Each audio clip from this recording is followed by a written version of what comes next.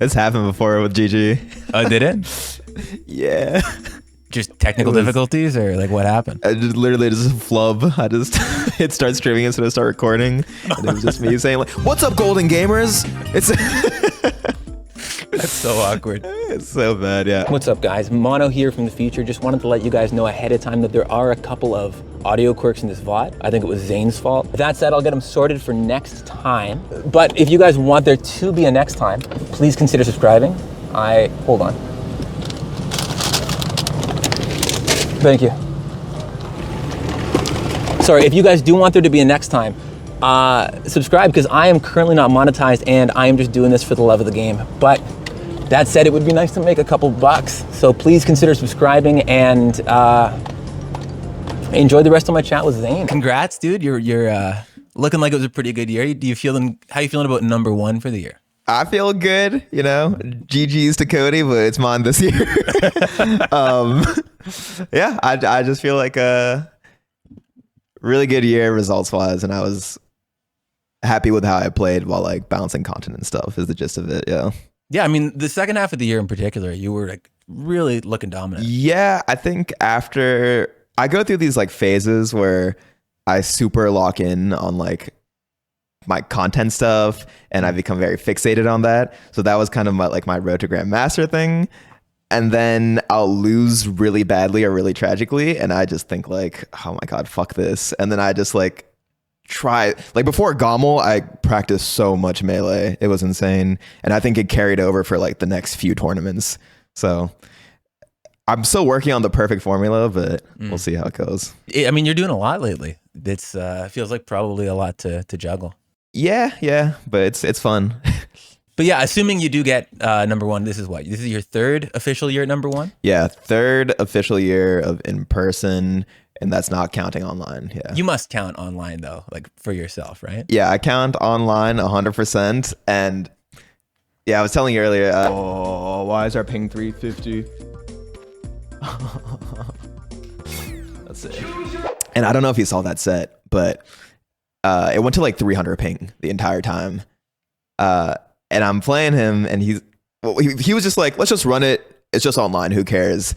And I'm streaming, and I'm just like, I care. Like there's still that part of me that like really treats online as something that's serious, because I think it is like still a good like barometer of how good a person is in Melee. But you know what? I'm doing my best in person too. I feel like to be somebody who wants to be this good at anything, like you can't really like pick and choose the parts you care and don't care about. If I'm doing something, if I'm playing Marth in a tournament, I care. Like that's just the way it is. I can't like half measure that kind of shit. Like that's why like when I'll play like secondaries or something, there is like kind of a weight off my shoulders. I think that's the case with every single top player. And that's fun to do. But when I'm playing Marth, it's business. Yeah. Has that always been the case for you playing in tournament, or did the game start out as something that was fun and turned into something different down the road? I mean, it's always been fun.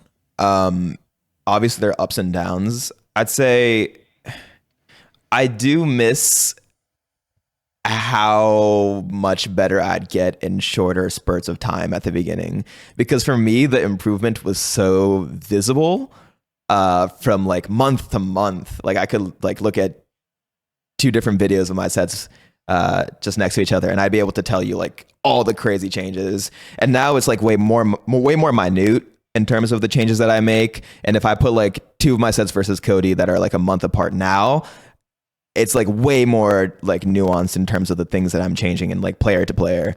So that's the biggest change. Yeah. Was your goal always to be like the very top, or was there a place down that like trajectory where you're like, oh no, I'm really making big steps? From the moment I picked up the game, my goal was always #1. I don't know if that's like a common thing with people picking up Melee, but like I think I was watching a lot of anime at the time, and so I was just joining the Virginia Tech Smash Club, going like full protagonist mode. And I feel like there's like a dangerous balance you have to find with that kind of mentality.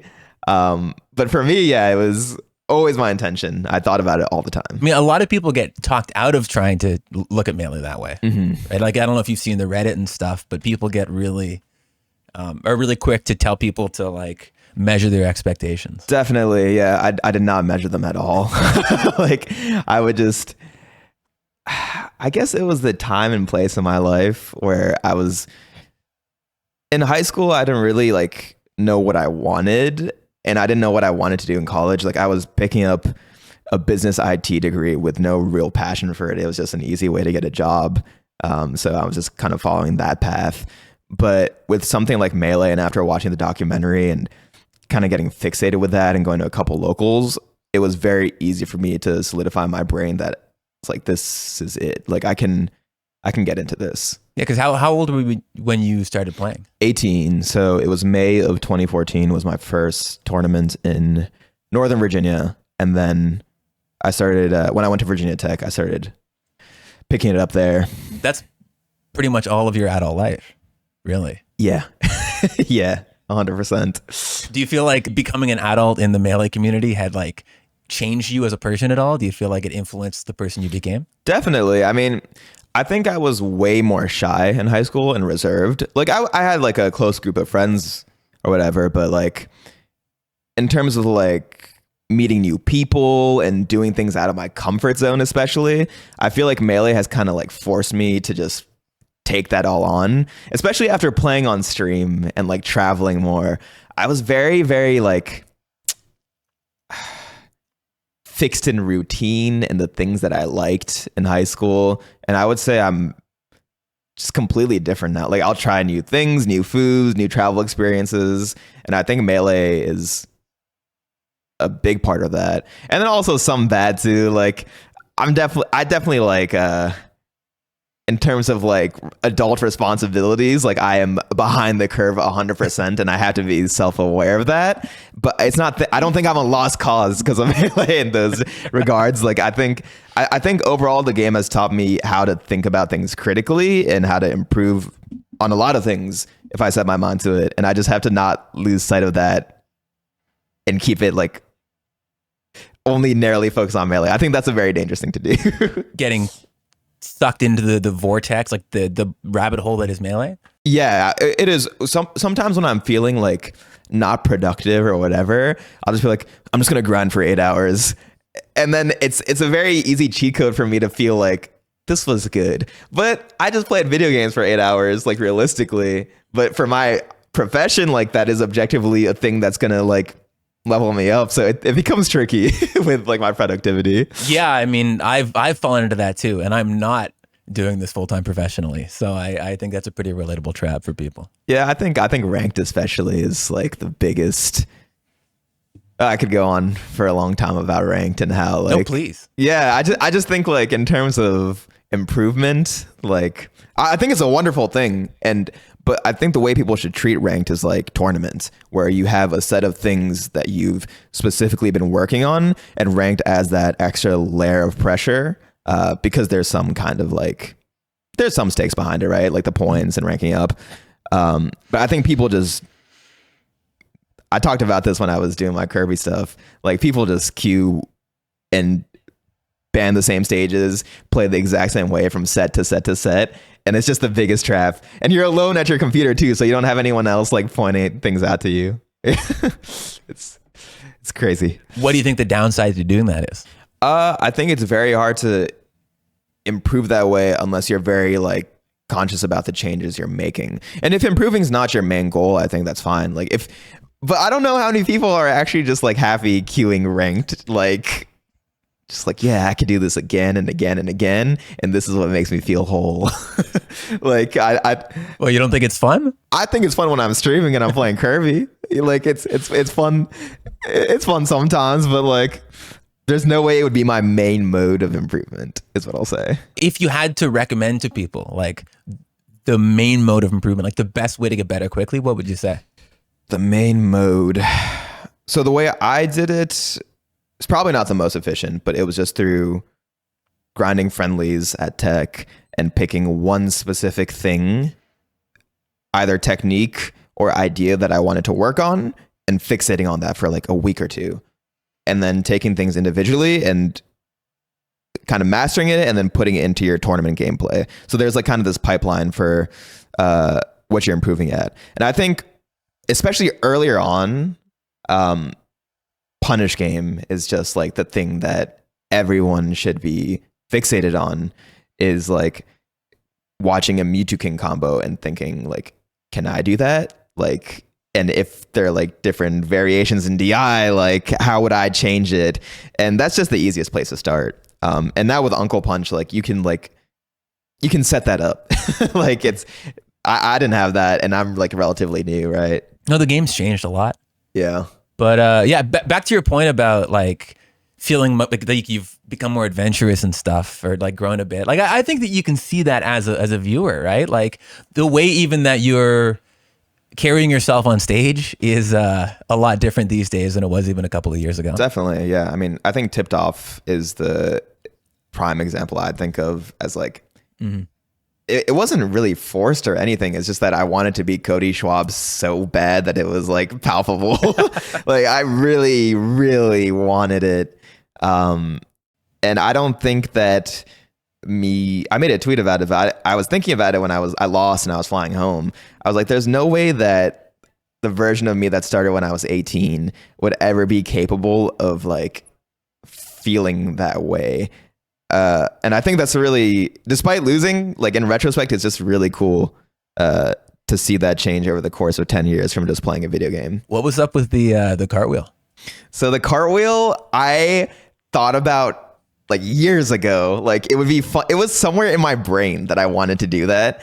Like it would be really funny if I won a tournament and just ripped a cartwheel. And it's not, I promise you, I was not practicing a cartwheel every day. Like, I don't think it's like an insane feat of athleticism to be able to do a cartwheel. Like, I think I'm in okay shape. Like, I've been able to do a cartwheel like year after year. So I think during Gommel, it wasn't like a thought in my head, like while I'm playing HBox last stock, like, if I beat this guy, I'm going to rip a fucking cartwheel. Like, no, it was more just like I won. And then I think I had the thought, like just the intrusive thought of like, I want to rip a cartwheel. Like, so that was what went down. It wasn't like insanely premeditated though. So it was just like the HBox set pushed you emotionally to that place. Tipped Off had just happened. And he's the type of competitor and person where I think he elevates my feelings while competing just by sitting next to him or in his proximity. So yeah, that's his fault. He brought that out of me. And he does it to people all the time. What do you mean by that? His presence sitting next to you?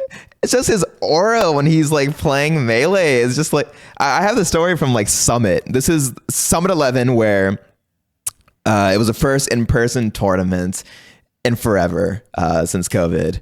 And I'm playing him in winners finals. And I'm like playing him on Dreamland. And every time he avoids my attack, I hear him like grunt. It's like real caveman shit. Yeah. And I was just thinking, like, I've been playing alone on my desktop for like 2 years at this point. I'm like, oh my God, I'm just in this room with Hungrybox and he wants it so bad. And I was like, I gotta want it too. So I just started like grunting back. Like it was some primal shit. And I think from that point on, every time I play him, I'm like, I'm not gonna let him alpha me.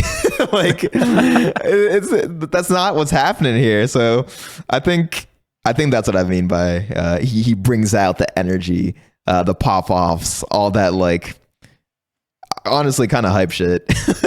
No, I feel it. You can feel the presence around the guy. He has aura. He does. Are there any other sets this year, like other than Tipped Off Grand Finals and Gommel Grand Finals, that you feel people aren't talking about enough, like that were really either great sets or that you felt really strongly about? For this year, I think these sets, just from a strict gameplay lens, when in Japan, I thought I was playing amazing, especially Saturday. It was kind of a mirror of Now's Invitational in 2024, where I 7-0'd my pool there. And it was, I think, just as hard of a pool this time with like Hungrybox, Axe, Aklo, aMSa, like a bunch of hard people. And I just feel like, my set versus Jake, the first one, I thought I played like some of the best Marth Sheik that I've ever played, with like going for like a suicide downer confidently to end it. That one I was really proud of, and my set versus Axe the next day I was really proud of, because for me, historically, that's been a matchup that I've always had to Axe is always like kind of tricky to play. And I kind of watched him there just by playing Swift like for 4 hours straight. So for me, that was like, dude, I'm good at this matchup. Like I've won before, but I think I'm fucking good at this matchup. So probably that one. It seems like you've really dialed in a lot of those weird matchups. Yeah, I think aMSa is a different case though, because it was just clear that he was not on his A game in Japan. And he's not going to complain about it one bit. Like he's just so nice and like respectful as a competitor that like he just takes the L. But I know like when that guy's playing good, it's insanely hard for me. So I hope I get to play him eventually. Because I mean, he's got a lot of life stuff that seems like it's happening. So yeah, it would be cool to see him again next year though, or like 2027. I know he said he's taking 2026 off. He's still playing versus Philip. They're still best buds. Hey, talk about discipline, man. That you think ranked is hard? That's got to be. That is different. Yeah, that's actually different. That takes like a different level of motivation. Speaking of though, what keeps you motivated to keep wanting to be the best? Like, is there anything specific, or is it just I think that you're here? It's not really the rankings or Go Talk or anything like that. Those things are nice. Like I'm not complaining about getting ranked 1 or whatever, but I think for me, it's the fact that I don't think close to my potential in Melee gameplay wise. And I think that I can keep pushing it and getting faster and hitting harder. And that thought is what keeps me playing. Is like if I quit now, I feel like I could do so much more sick shit.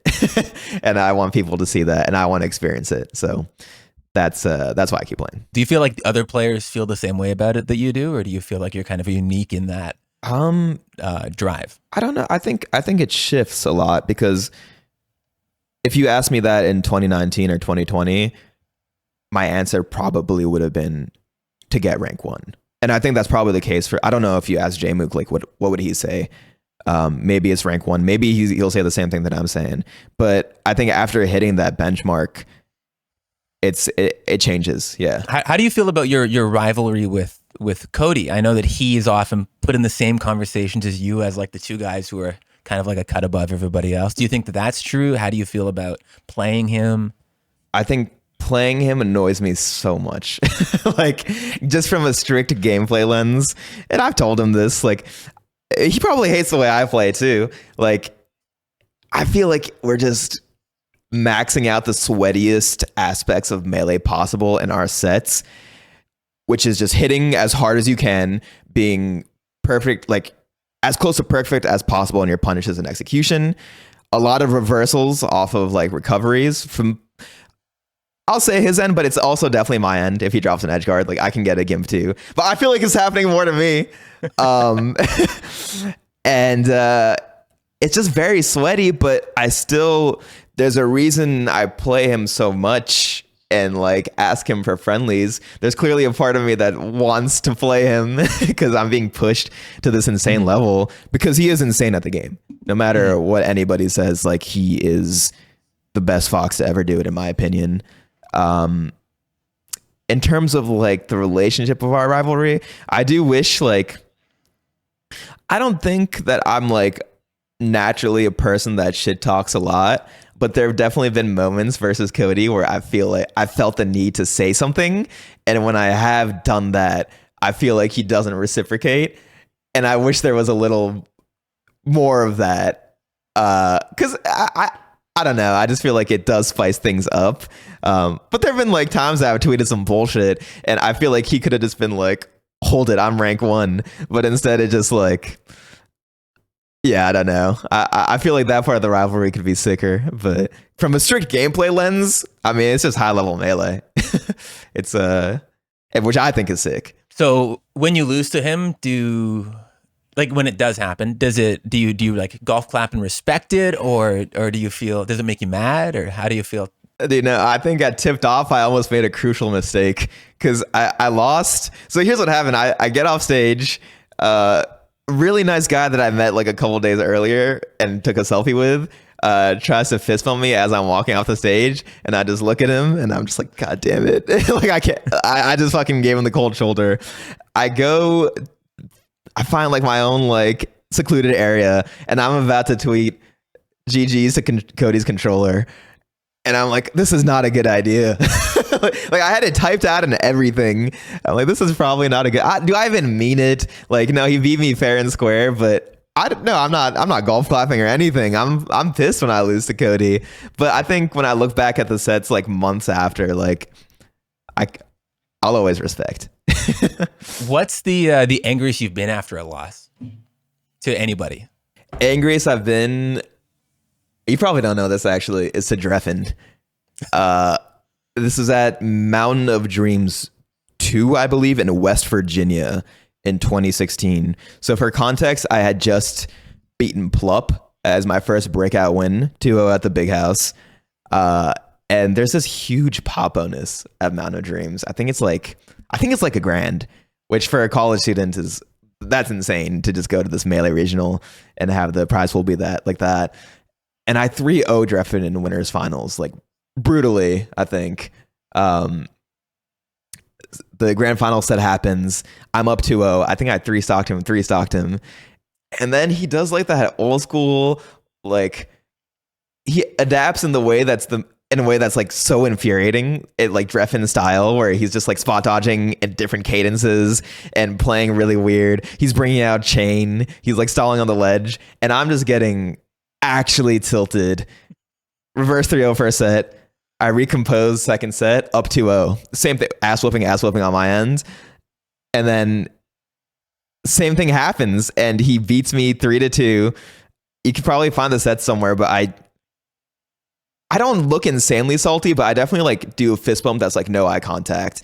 And then that drive home was like the most miserable I've ever been after a Melee loss, even like after like Summit 11 or whatever. Because I remember I was talking to my friend David, who was driving back, and I was like, maybe I don't have it in me. Like I was saying like some real emo shit. I'm like, yeah, maybe this Melee is too much for me, man. Like I lost to Drephen. He just spot dodged in my face 8 times. That was tough. But you got to give respect to that guy. He has been playing for so long. He's amazing. He I think represents a lot of what makes Melee cool. I agree. Like, yeah, he puts his whole fucking. A lot of people meme about like your personality is your playstyle thing. Like that conversation has come up recently. I think he's a prime example of that. Like he's 100%. He is. And I've clowned on that take too. Like Fiction made that tweet and I was like, is your playstyle an asshole or whatever? Yeah. Because it was just low hanging fruit. But I think he's like a really prime example along with a lot of old school players, which is cool. It's crazy that he plays the way that he does and continues to do it and find so much success. Dude, he beat Sunsei at Tipped Off. Yeah. Or I'd forget, Nouns Bowl. It was Nouns Bowl, yeah. Yeah. No, he beat Sunsei at Nouns Bowl. Who is your favorite player still playing other than yourself? So from a strict competitor standpoint, it would be aMSa. Because I don't love Yoshi or anything like that. Like, I mean, you've watched my Yoshi. I don't have any love for the character. I think he's all right. But aMSa as a competitor is someone that gets me so hyped to play Melee. I think he doesn't jawn or make excuses whatsoever. He always comes prepared with new things from set to set. Even after he beats my ass, there's still new things. And I'm like, God damn it, I was still fighting aMSa like version 1.6 or whatever. And I just really respect the way he goes about it. When I played him at Apex in grand finals of like, I think it was 2022. I had gone through like this insane loser's gauntlet of like, Moki into Aklo into Cody into HBox, and I was like really angry that entire tournament too. I think I was drinking coffee in bracket for the first time, and I was feeling insane. And then I play aMSa, and I'm like, this guy's awesome. And maybe that was to my detriment because I might have enjoyed playing him too much. But I think he's just a beast. He's just I wish I could play him so much more. I really like the way he goes about competition. No, I agree. I mean, he's my goat. Yeah. Who's your favorite player all time though? Like when you were coming up, whose VODs were you watching? Like who were you cheering for? I think it shifted a lot. So it was all Marths. It was PP, Pew Pew, and I would watch a ton of Me Too King. So I think that's a very stereotypical answer for a Marth main on the rise circa like 2014, 2015. But right. I'd say like from a like emotional, like who am I really rooting for standpoint, it probably would have been Pew Pew at a certain point, because I feel like he was a Marth that was pushing like new shit. And his vibe was just cool. Like I don't even know how to describe it. Like I think he was just insanely fun to root for. Yeah, maybe Pew Pew. PP I rooted for hard at Apex. That was the first tournament I watched, like with a bunch of like Virginia Tech friends, and we were just watching Apex 2015. Apex 2015, yeah, that was like my first like big tournament viewing like experience, and we were just having a Melee Fest and watching it on the big screen, and it was insane. So I'd have to put PP there too. Yeah, I mean, I think Apex 2015 was like a magical tournament. That was, to me, still the all-time best tournament. I can see it for sure. The matches that happened, everyone that was there, the fact that it was a shit show somehow adds to the charm in a way. I don't know. I wasn't there, so maybe that's why I can say that. Yeah. And the salty sweet, of course. The salty sweets. Yeah, everything, man. Yeah. Actually, if you could show somebody one thing today to try and make them love Melee, what would it be? I guess it would be something that doesn't really exist in a media form, but if I could make that, maybe just like a road trip with like my college friends to like the big house, and like the experiences there of like going from state to state, eating shitty food, and just like the conversations in the car, and then getting to the tournament. And I really love like the road trip aspect. Which sucks because I just fly to tournaments now. I'm just all my bougie shit, I guess. But that was a huge appeal for me in Melee. Is just like, yeah, just the road trips. I think we're awesome. I personally think that, you know, those like social moments in Melee, like the 2 a.m. like Smash Fest sessions, yeah, or the weird the social stuff around the bracket is part of what made Melee so special to me. Yeah, and part of what is like so difficult to communicate to people, in terms of why this game is amazing, right? Like I don't know how to best like capture like that feeling of like the road trip or like Smash Fest, like.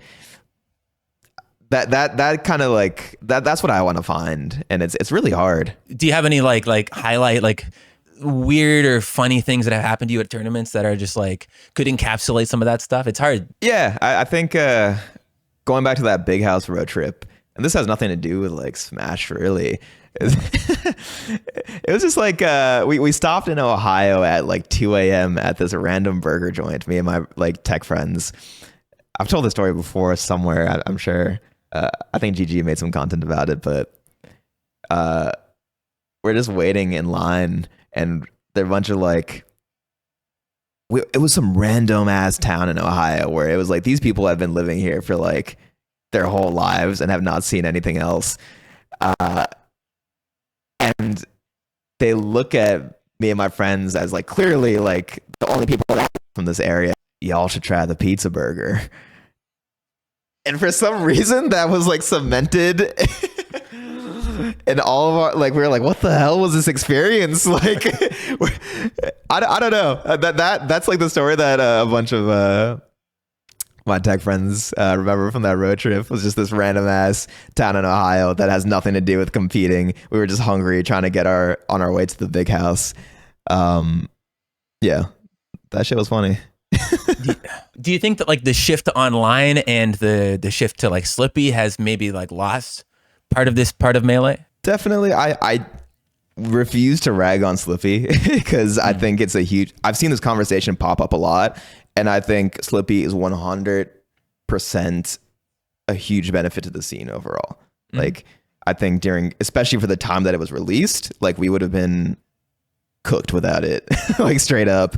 But like, I think as a result, yeah, like Smash Fests, I haven't gone to many recently. And maybe that's a me thing or like the age that I'm at. But I just feel like it's shifted more towards like Discord culture and like moving spaces online. So instead of like regions like MDVA or Tri-State, you just have mishmashes of different people in different Discord groups, which I think can be cool. But people are just in VC all day, and I hate Discord. I really do. I think there's a crazy charm to like, I'm sitting on his couch for like 11 hours straight of just like running back Marth Fox. And we're kind of just sitting in silence. But it's so funny because like I said I was going to leave like 6 hours ago, but I'm still here. And he's quitting out after every GIMP that I hit on him. And I'm like, Matt, I really need to go back. I have an exam tomorrow. But he's like, one more. And I think that gets lost on like online. You can just dip. Like, yeah, I agree. I think just situations like that have a lot of charm. Yeah, I mean, there's a lot of like social friction in Melee, and the fact that it's like just a mishmash of people from all different walks of life that are coming together, and you're bonding over this thing that you all love, but you're having to learn how to coexist, you know, for Melee's sake. And I feel like that's kind of been lost a bit. I think so. I think MDVA has done a pretty good job of fostering local community. Like, I don't know if they stand out relative to the rest of like North America. But yeah, I think when I go back now to like locals, I think I prefer the Smash Fest way more to locals, which is probably a hot take. But like for me personally, like it's way more chill and fun to just like hang out at a Smash Fest. And when I go to a local, I feel like I hate waiting for my next match. And now I'm kind of like, I've been pampered by these majors where I'm in a VIP room and I'm like warming up on my own setup for my next set. And I'm self-aware of it. Like, I feel like when I'm just like sitting there socializing, I'm like, dude, I got to get to work. Like if I'm here, I'm going to try to win. And I think maybe that's on me, that I've like lost that, like kind of drive to go to locals. But I definitely prefer the Smash Fest. But do you still go to your locals occasionally? Like, do you feel a responsibility to try and like pay it forward? I haven't gone in a long time, to be honest. Like there was a stretch that I was going every now and then to the cave, but then the cave is reopening. I'm not sure when. So I haven't been in a long time. I'm actually going this Sunday to a Richmond regional, that has mostly because I want to play RapM. I think he's pissed because I didn't go to locals while he was on the come up. And I mean, I see it. Like when I was on the come up and like chilling and she wouldn't come, like I'd be like, this is bullshit. Like I should have my chance. And I'm sure he feels the same way, but I can kind of see both sides now. It's funny. Yeah. I'm just at home streaming my Road to Grandmaster challenge. I'm like, man, like, I don't want to go and wait to play Rap Immigrant. Like, I don't know. Maybe I should. And that spirit is important. But I think there's also like a benefit to like trying to make Melee big on stream. And I think maybe finding a balance with stuff like that is important. I would agree. But I'm going this Sunday. So good on you. Yeah. Because you guys had a big like online altercation a month or two ago, right? Yeah, I think so. He was pissed that I didn't support him for Japan. And I think I am not in the wrong here because Sensei messaged me like, Sensei's so on his shit, right? He messages me so early on about like getting my support, which I don't even know how much sway I have with making that one tweet, but that's what I did, right? I said I support Sensei for this because I think he's someone who can improve and he has a sick play style. And I meant that shit. Like, and I'm also close with Sensei. Like, I consider him a good friend and I wanted him to go. I didn't even know RapM was in the like running or anything. I hadn't looked at that page. And then I'm starting to get flack like Zain's not supporting MDVA. Like RapM is in the drawing. Like he didn't message me or anything. I feel like the impetus is on him to message me. That's just my stance on it. So I think he was pissed about that in combination with the fact that I hadn't been going to locals. So maybe I deserved it, but I still want to whoop his ass this Sunday. And I've been playing versus Luigi, so we'll see what happens. Regardless, I think shit like that is fun for the game, and it does get my blood boiling a little. So, and I think that's a good thing. I feel like you were saying earlier, but it feels like there's not a ton of that stuff anymore. When I feel like that kind of like beef was the backbone of a lot of melee competition for a long time. Yeah, I think so. And that's what I'm saying. Like with Cody, it's been hard for me to find that. I'm trying to think of like anyone I've really had beef with. It sucks. RapM's like what, 19? It's a bad look for me, but I don't care. I thought about it. I'm just gonna whoop him. I just have to resign myself to destroying him. Yeah, as you should. That's my rival now. Yeah, I'm all for bringing back the beef, man. It's yeah. I think it's much needed to spice things up a little bit. Yeah, it just can't be artificial. Yeah, of course. I think Moki is someone who's done a really good job of that because he actually feels that shit. Like that stuff becomes, oh my God, in Tokyo when I was warming up for some set and he and Josh are playing on the main stream setup. I thought Moki's pop-off was so cringe for the context of the fact that he back through Shine Josh and then popped, but it was still good, right? But I thought it was cringe. Maybe you don't add this, but like I instantly hear that guy should kill himself. And I just couldn't believe it, but it was awesome. No, it was sick. Yeah. And he will defend that pop-off. He was defending that pop-off to me yesterday. That pop-off was cringe, 100%, but I still like it. So I don't know. Maybe he's right, but I watched it happen, and I was like, dude, he just back there shined him. Granted, it was a hard one to hit because it was like a deep one. I thought his pop-off versus Akla was his best one by far. That's a great pop-off at Nouns Invitational last year. Yeah. That one is awesome. Yeah, I mean, I think he's doing a good job of it. HBox, obviously, like, I mean, I used to think they were artificial, but like, no, after playing against him, like, he just actually feels all that shit. So yeah.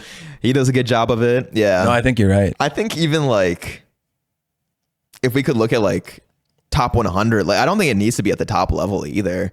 Like, looking at any kind of beef from local scenes and getting those stories, I think there's ways to make it entertaining. I agree. I think it just can be hard for people to feel like they want to express themselves because like online can be such a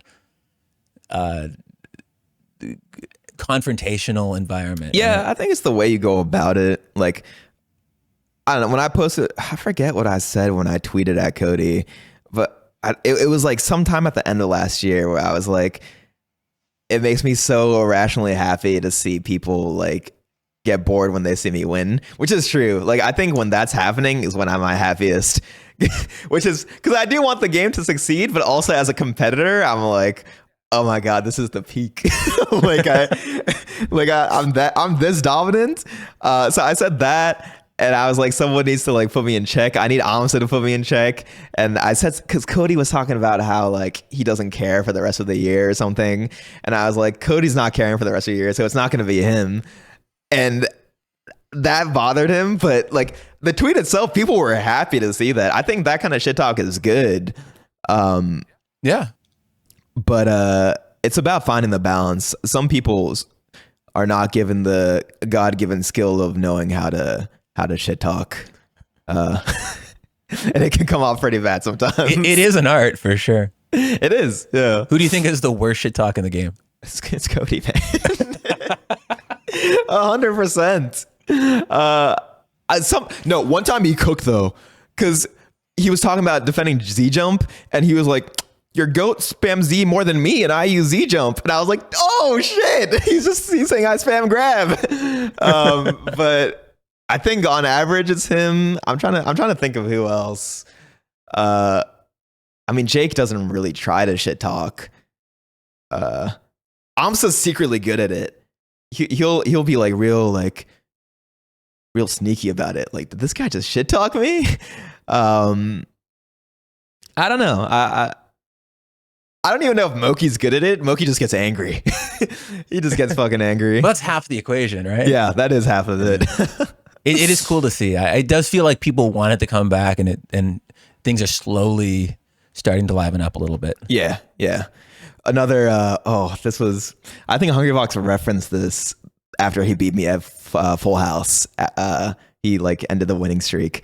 But at Fate in London, we got really drunk after doing a Roy Ness exhibition set, and we were best buds for the night. Like, we were just having a great time. We were drinking together, and I recall that he struck first with something. Maybe I'm wrong because I was wasted, but then I clapped back and said, "Do you think you'll ever beat me again?" And this is no cameras, no anything. Like, I'm just saying this for the love of the game. And he was just like, "You've shown your true colors." And I was like, "What?" Like, what is that? And he got upset. And I think he took that to heart. I don't know. I haven't shit talked Hungrybox since, because I feel like maybe it's not for him either. But he hates that stuff. He does hate that. Yeah. I think it was in combination with the fact that we were just having the time of our night. Like, we were having a great night, and I just killed the vibe. But I don't know. I think I do have it in me sometimes. Maybe it was the alcohol, but I do like I like poking sometimes. I mean, that's half of the fun of winning, right? Is getting to absolutely, yeah. Because he can't do anything about it except for beat. He has to beat me, and he wants to beat me. He always has some new trick. I see him playing Puff Marth on the stream. I'm like, this guy, I like that he cares. He has nothing to prove. He has absolutely nothing to prove, but he's still trying harder than ever. And I think that's badass. Are you worried? But no. I think I'm really good at that matchup. From that sense is why I'm not. I have full confidence in my ability to play Marth Puff. I have ideas that I want to implement for when he gets better. So I think I'm ahead in that matchup. But he could play. There are times where he plays so in flow state where he's just hitting crazy rests on me that I haven't seen before. I just think it's not reliable to hit those in a best of 5 consistently without missing here and there. And when you miss, you're just so toast. So I don't know. I do. That is a matchup that I have supreme confidence in, though. Because you were saying, I think a while ago, that you think that Puff might win that matchup down the road, right? Yes. Yeah. And I keep it real. I am beating him, but I do think I'm better at the matchup. And Puff, I think in that matchup needs to live as long as possible and make it excruciating for Marth to get the kill. CCing side Bs, that shouldn't really work, getting side B up tilt unless they're off stage. I know I'm just talking about the game right now, but no, I don't care. Him getting pivot tippered consistently, like his Fox up throw up air from 60 to 80% should not be as consistent as it is. There should be different mix-ups. I think it's all on the defensive end and relies on him. He should just be living way longer. And then of course the edge guards. I think that's the part that he's actually working on. That he's improving on that. But I think bigger than that is milking every single Puff stock in that matchup and just wave dashing around my grabs. I shouldn't be able to grab him that consistently. That's why I think that there's a world where Puff beats Marth, and not by much. I'm just saying there's a world where she could take it. Yeah. Right. But not anytime soon. Not anytime soon. No. Is there anybody on the up and up that you are worried about? Is there anybody that you see coming up who you think is going to be like a top level threat in the next couple of years? I think RapM, not because of Luigi. Everyone clowned on me after I lost to him that first of 5 because I just made a tier list where I put Luigi like pretty low. And then he beat me and people were like, LOL, like how about now? But that's not how tier lists work. Like I hate the way people view tier lists. Like anyone can look at results and plot data, in my opinion. But I think the point of a tier list is to like see what a character is, like think critically and see what a character is capable of. And I just think like he's an insane player. I think he knows how to take really good gambles. He has a very good feel for the game. He plays really quickly. And I do think Luigi does play to some of those strengths, but I have faith in him as a player. Yeah. Is there anybody else, or is he like the one? I've always mentioned Kyle Credo, and I'll mention Kyle Credo as long as I can, because when I'm playing him sometimes, like I think he's a top 5 level player. Like genuinely, he just needs to find the right, like, I don't know, like in tournament, like feeling good and confident. And I think we did see that at Tipped Off, like, and that's what he's capable of. He almost beat me in winners finals. He was up 1-0. There's a very different world where he like wins that tournament. But I think he's insanely good. He just needs to, I don't know exactly what puzzle piece it is. I think it's mental, to be honest. But I got faith in him. And then I think J-Chu, it's all these mid-tiers, man. J-Chu keeps getting better. Like I was kind of clowning on him when I was like beating him with different characters on ranked, because I feel like he had some really bad habits. But then I played him again recently, and maybe, I don't know if he listened to me or he's just looking at his own stuff, but he is very conscientious about the way that he improves, and that's the most important thing. And he's playing a character that can do it. I think Pikachu can do it. So those are my picks. Have you heard about J-Chu's practice routine? No.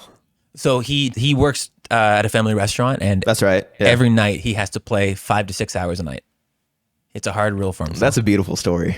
Like if he became a top player, like that's crazy. There are people out there still like, grinding their asses off, maybe more than ever, honestly, because of online. Yeah.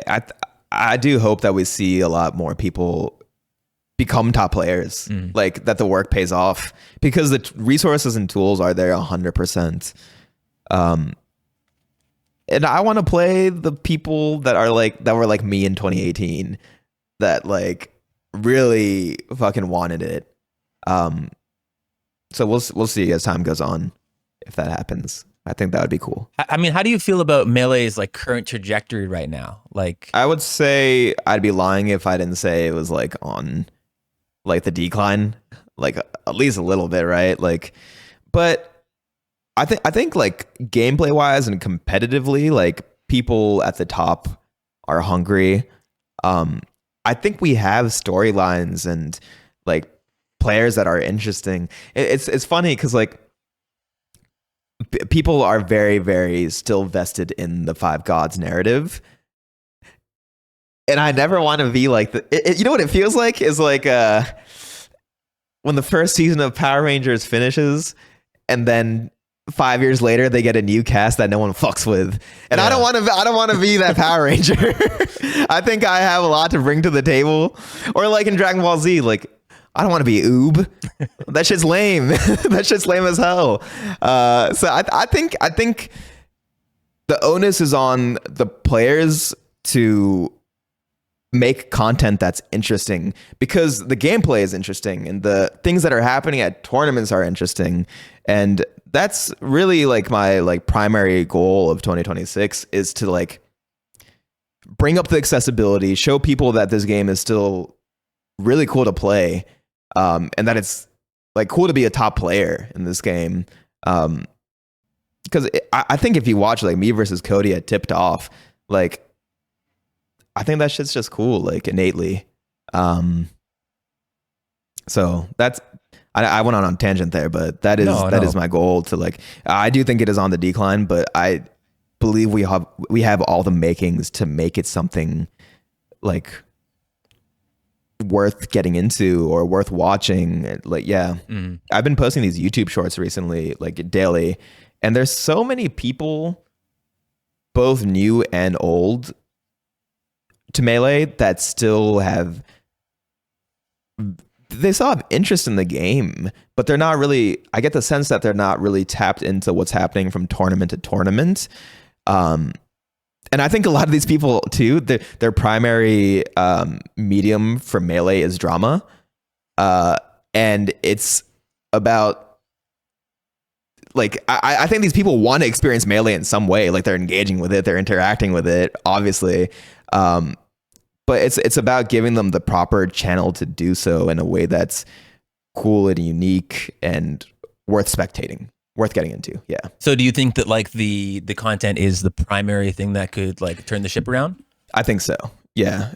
I think Walt does a great job, but he's just like, he's just fighting alone right now. This is Walt versus the world. I think both Moki and I have made efforts to make videos and stuff, but it's not at that consistency, right?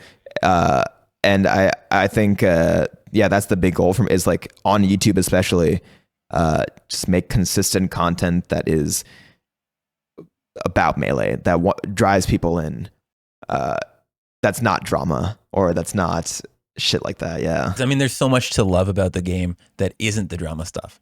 Yeah, absolutely. And I think the more people that you bring in, like, they also have a say in the way the community is shaped. And like, you foster your own scenes, and like you like, people create the culture, right? So I don't know. I think I have hope for it. Me too. And I agree. It feels like there's just not enough pieces of anything out there for people to latch on to stay invested in the game. Yeah. But it is hard also for like you and Moki and Hungrybox and players to balance, you know, this top level competition with the content creation. I think so. So for me, in 2025, it was balancing it with streaming primarily. I think YouTube can make bigger ripples in terms of who you reach out to. Yeah. And the fact that I did it, for me, honestly, I think YouTube kind of plays to my strengths as a creator. I think I've gotten decent at streaming and I enjoy it, but having time to think things through and like script out the content that you want to make, I think suits me more. And I'm excited to see how many people I can reach by doing that. I think a big source of inspiration for me is Wolfie VGC. For I made a video that like very, very much was like inspired off of his like tournament runs, just to see how it would do in a space like Melee. And for the first one, I think it did decently. And there's a lot of ways to improve on that. Not to say that's the only content I want to make in regards to Melee, but it was kind of just a test to see like what people are interested in seeing. Like, I think high effort content from top level players is very much there's a demand for it. Yeah. Yeah, I completely agree. So is that like your primary goal for the next year, is to really, you're still trying to make number one? I want my cake and I want to eat it too. Like, fair. I'm not gonna let my like results slack either. Like, I think I know how to balance it. I know how good I am, and I think I can do it. It's not easy, but you know, there's a lot of time in the day. I know how to space out how much practice I need and how much should go towards content, and I think I'll get better at it as I move forward. Do you have any like specific content ideas like lined up or things you're working on right now? Or yeah, so I just 2 days ago finished filming a video about flow state in Melee and like how to reach that. Rishi made a video about like the different kind of archetypes of Melee that are like heart, body, mind, like the fighting game. People love to like classify themselves as like some sort of Hogwarts house. And I think stuff like that is cool and like interesting for people to be like, oh, I'm a mind player. Like I got a big fucking brain. But like using those channels to like reach the zone or flow, like, because like the things that you enjoy the most from the game, whether that's like the execution and tech skill or like the reads and intuition or like the hard game plans that you make, the things that you enjoy are going to get you to like that zone more easily. And that's what the video is about. And it's just kind of me just like video essay style talking in front of a green screen with like footage. Like I think it'll be good to see, and I'll experiment after it as well. And then I'm working on a video about just L canceling in general. Because that's one of the big barriers in Melee, in terms of accessibility. Like I've seen it so often, like I want to play Melee, but I don't want to L cancel. So just making a video about that, and planning on teaching my dad how to L cancel at the beginning, just to like, Yeah. there's no excuse. Why not? Yeah, no, fair. Yeah. So that's in the pipeline right now. And I got more ideas as well, but those are just the two that I'm working on. Sweet. Is it strictly Melee content, or are you like, what is the long-term goal with the content stuff? Are you planning to stay in Melee? Are you looking to expand out of that long-term? Like what is the trajectory? I've thought about that a lot. I think that Melee has the potential to blow up as a YouTube channel. Everyone always mentions Awesome Sauce. I think he's kind of an anomaly because of how much effort he puts into his videos and the cadence that he uploads at. But besides that, even I think there is still like a huge latent audience for it. And I want to do something I'm passionate about. I don't want to just like phone in like general content that I don't feel any which way about.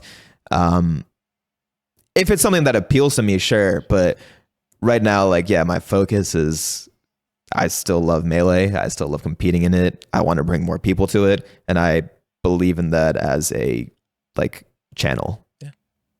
That makes sense to me, man. It's and I agree. I think it's got a lot of gas left in the tank. Yeah.